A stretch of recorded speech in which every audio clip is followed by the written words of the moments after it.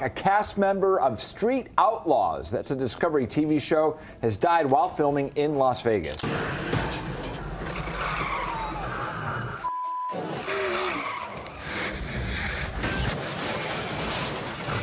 The world of street racing was built on risk, but for some who lived it, the finish line came far too soon.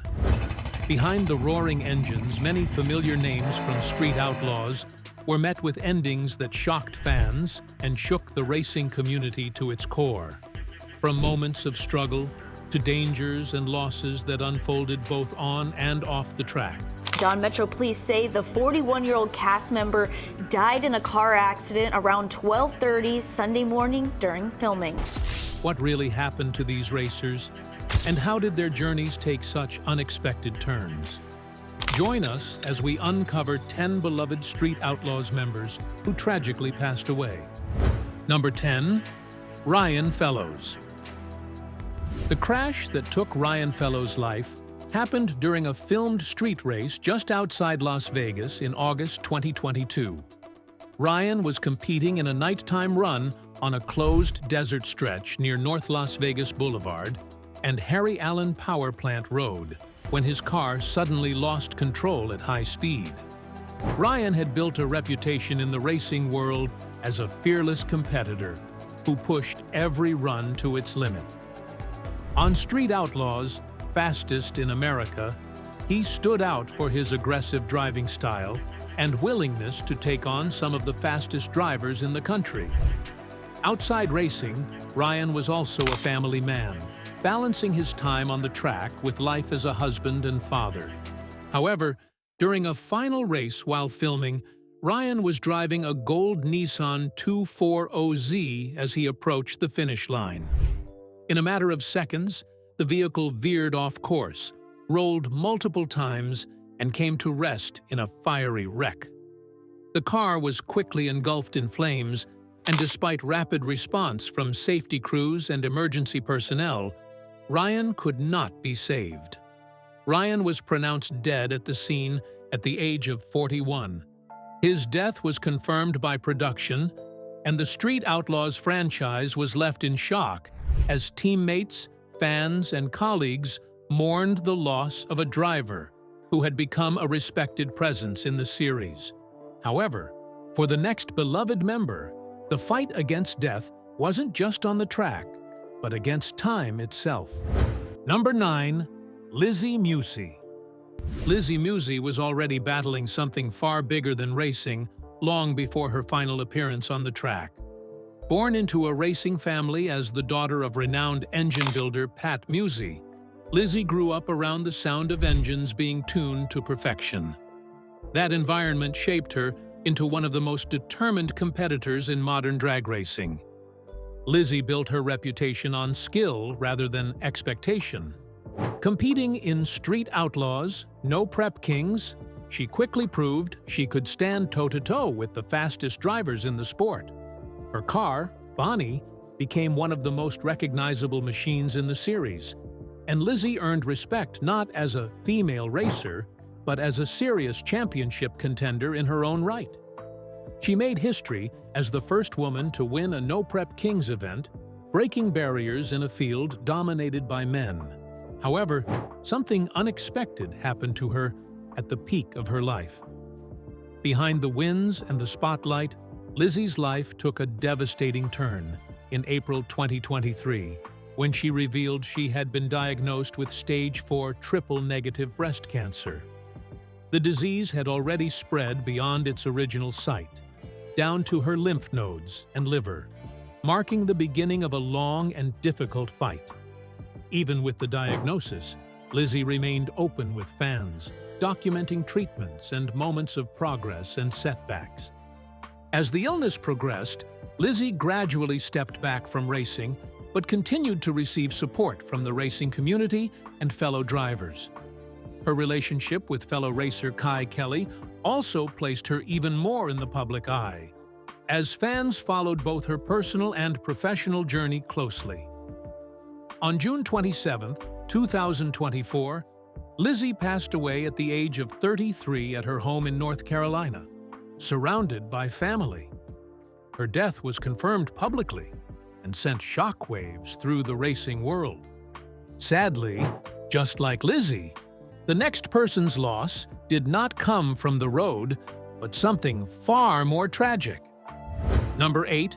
Christopher "Kentucky" Ellis. Christopher Ellis, known to fans as Kentucky, was a constant presence behind Street Outlaws. He worked as a mechanic and fabricator at Midwest Streetcars Automotive in Oklahoma City, where many of the show's cars were built and repaired after brutal runs. In the garage, Kentucky was known for his sharp instincts and sense of humor that often broke tension during long nights of work. Born in Cynthiana, Kentucky grew up around engines and machinery, developing an early passion for mechanical work. That passion followed him into adulthood, where he built a reputation not for racing on screen, but for making sure the racers had machines capable of surviving it. His work became part of the backbone of the 405 racing team, contributing to builds and repairs. Kentucky first appeared on the show in its early seasons and remained a familiar behind-the-scenes face for years. While he rarely took center stage, his presence was deeply felt within the team. He was respected for his work ethic and ability to stay calm under pressure when engines failed and deadlines closed in. On September 9, 2020, at age 39, Kentucky was found unresponsive at his home in Oklahoma City. According to reports, his roommate and 2 friends told police that they had not heard from him for 2 days. The roommate told authorities that he had previously tried checking up on Kentucky, but his door was closed and locked. However, the 2 friends told police that they were aware Kentucky had struggled with alcohol and drug use. Authorities reported that drug paraphernalia was present at the scene, and his death was ruled as an accidental heroin overdose with no evidence of foul play. The news spread quickly through the Street Outlaws community, shocking cast members and fans who knew him as one of the most dependable figures in the garage. He is survived by his mother and his 6 siblings. The next person on this list, one of the originals, was already gone even before the fame and the spotlight could find him. Number 7. Tyler "Flip" Priddy. Tyler Priddy, known to everyone as Flip, was part of the original heartbeat of Street Outlaws. Before the show became a national phenomenon, Flip was already deeply rooted in Oklahoma's street racing scene, running with the early 405 crew that defined the franchise. He became one of the personalities that shaped the identity of the group itself. Flip drove a Chevrolet El Camino that became instantly recognizable to fans for the way he handled it. He raced with an instinctive style that reflected his personality, unpredictable, fearless, and always competitive. But beyond racing, it was his presence in the garage and among friends that stood out most. He was loud when he needed to be, funny, and fiercely loyal to the people around him. That combination made him one of the most memorable figures from the early days of the show. In May 2013, Flip died suddenly at the age of 31, just before the show officially premiered on television. His death occurred away from the track, and the exact cause was never publicly disclosed. Out of respect for his family, those closest to him have kept the details private. When the news circulated, it sent shockwaves through the tight-knit racing community, especially among the original 405 members who had built their lives around racing together. Flip's passing meant he never got to fully witness the fame the show would achieve, but his presence remained deeply embedded in it. Every early season carried traces of his influence, and his memory continued to be honored by those who raced beside him. In the story of Street Outlaws, Flip remains the original spark that helped set everything in motion. While some losses came quietly, another member's death happened in an instant, where speed leaves no second chances. Number 6. Nathan "Nate" Schaldach. Nathan Schaldach, known in the racing world as Nate, is a driver who carried confidence and a fearless approach every time he lined up on the strip. In Street Outlaws, Fastest in America, and other franchise events, Nathan earned attention as a West Coast racer who wasn't afraid to step into unfamiliar territory and compete against some of the toughest names in the sport. He raced with a style that reflected experience from years of street and drag racing culture. Fans recognized him not just for his driving, but also for his personality. However, on April 6, 2024, Nathan was involved in a fatal racing crash in Eagle Pass, Texas, during a high-speed event. The impact was devastating.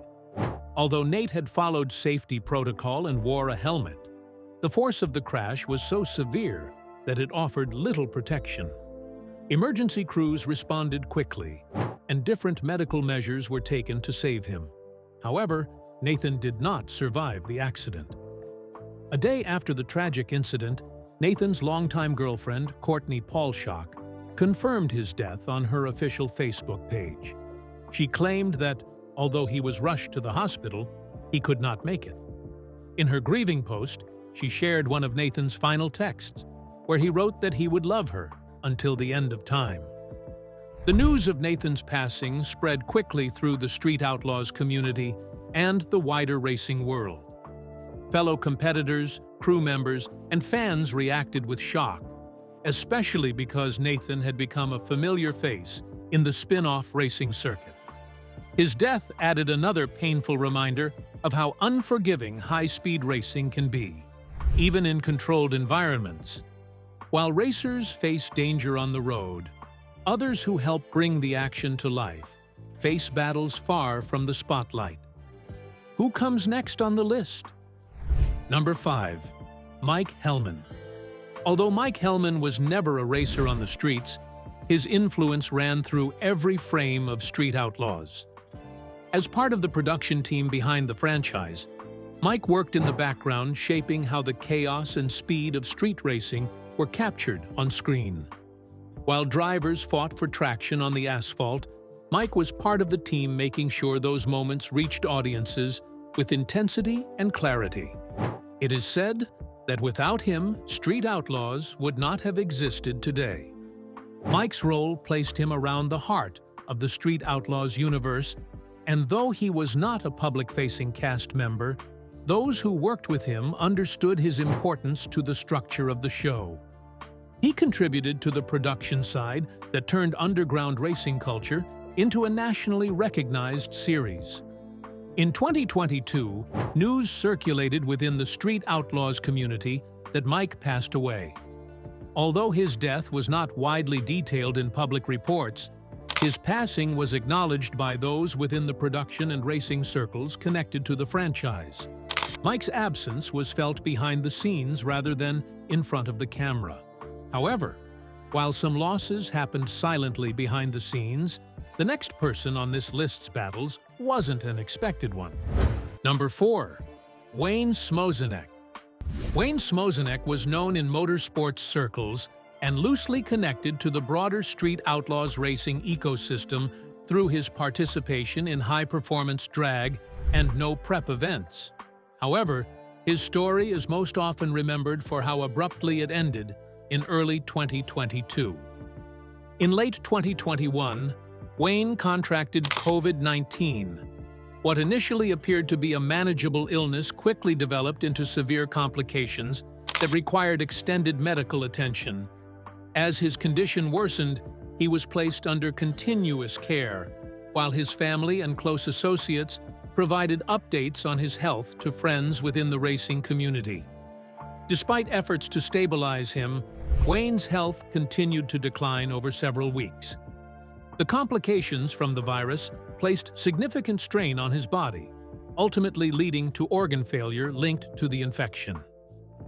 On February 12, 2022, Wayne Smoseneck passed away at the age of 60.